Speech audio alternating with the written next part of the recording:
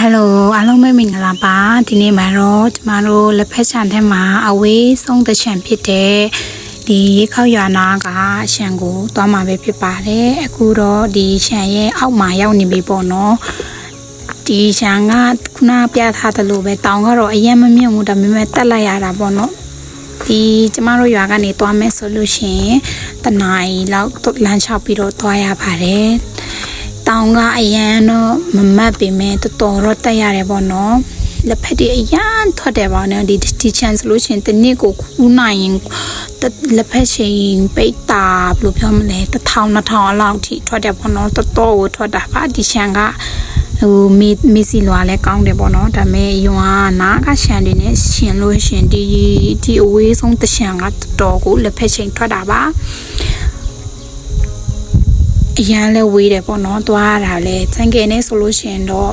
မိနစ်ဝက်လောက်တမမွေမိနစ်20လောက်ပဲကြာပါတယ်ဒါပေမဲ့ကျမတို့ကမဲတာလမ်း6ပဲတွားရတယ်ပေါ့နော်ညနေဗာလဲလက်ဖက်တွေများတဲ့အခါမတည်နိုင်ဘူးဆိုရင်တော့ဆိုင်ကယ်ကလာယူပေးပါတယ်ဆိုင်ကယ်ကတော့ဟိုအောက်ထိပဲရောက်တယ်ပေါ့နော်ဒီတောင်ပေါ်အထိကနေတောင်အောက်အထိကိုတော့ကိုယ်တိုင်တည်ရပါတယ်ကြည့်ပါဦးလက်ဖက်ပင်နေလာလိုက်တာဆိုတာလေဒီနေ့လည်းမိုးနဲ့အုပ်နေတဲ့အတွက်တောင်ပေါ်မှာမြူတွေဆိုင်းနေရပါတော့ပုံမှန်ဆိုလို့ရှိရင်နေရမ်းပူရင်ဒီတောင်ပေါ်ကနေပြီးတော့ရှုခင်းတွေကရမ်းလာပါတယ်ဒီနေ့ကမိုးအရမ်းအောက်တယ်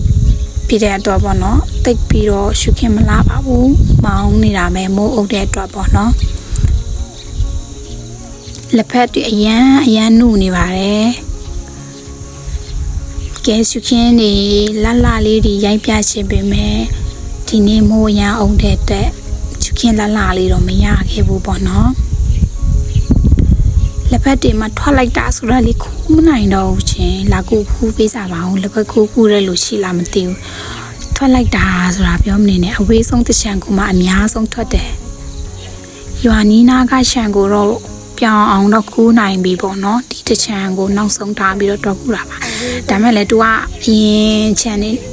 ရွာနာကရှံနေနဲ့စားလို့ရှင် तू ကထွက်တာနောက်ကြတယ်ပေါ့နော်အခုမှ तू ပိတ်ချီတော့ခူးတာတော့မှ